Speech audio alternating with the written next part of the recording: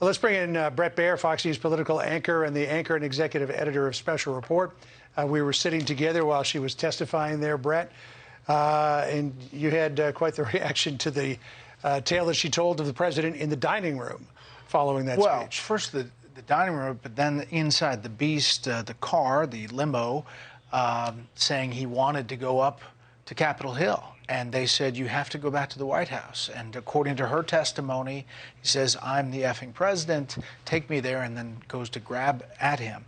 Listen, this testimony is, first of all, stunning, because we haven't heard this. Two, it's compelling because of her proximity to power. All of these people directly having conversations with her.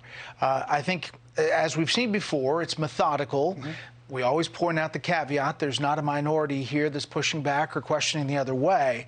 But it leads up to January 6th, the concern that it might, quote, get real bad in the days before, the concern that the Proud Boys and Oath Keepers were going to be there, the concern that there would be weapons on the mall, and then radio transmission that they saw weapons, AR-15s and others. And then the testimony that the president was really concerned about the crowd, that they weren't allowed in through the magnetometer.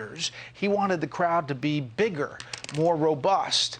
And she quotes him as saying, and she was there in that back room behind the stage, I don't effing care that they have weapons. They're not here to hurt me. Take the effing mags away. Let my people in. They can march to the Capitol from here. Let the people in. Take the effing mags away. Listen, all of this is firsthand. So it's from her listening to it. That's why it's so compelling, and that's perhaps why we have this hearing that popped out of nowhere. I was just going to add to that, Bret, obviously making a lot of the headlines right now is that the former president wanted the Secret Service to get rid of those mags for the rally at the Ellipse, even though some had weapons, knowingly had weapons. The witness there testifying that Trump said, they're not here to hurt me. But to your point about the hearing happening when it is, we all learned of this yesterday afternoon. We weren't expecting to see another hearing until next month, until July. Our own Chad Pergram pointing out the congressional side of this at the top of this hearing today, saying how sort of unprecedented that is to have such an emergency hearing happen. I suppose what we've just heard over the past hour or so would tell us why they held this emergency hearing. She had obviously another session behind the scenes with this committee, right, which they're playing those sound bites from.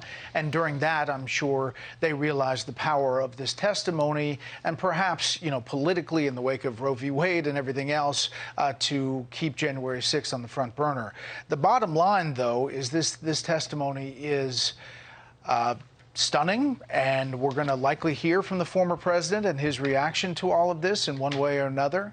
But you also have other officials, Pat Cipollone, White House counsel. You have others who are weighing in here behind the scenes through her testimony.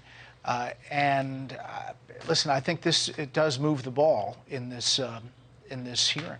Hi, everyone. I'm Brian Kilmeade. I want you to do me a favor. I want you to click to subscribe to the Fox News YouTube page. This is the only way that I know for sure that you're not going to miss any great commentary, any great news bites, any great interviews coming your way on Fox. You can get it all here on YouTube. So subscribe right now.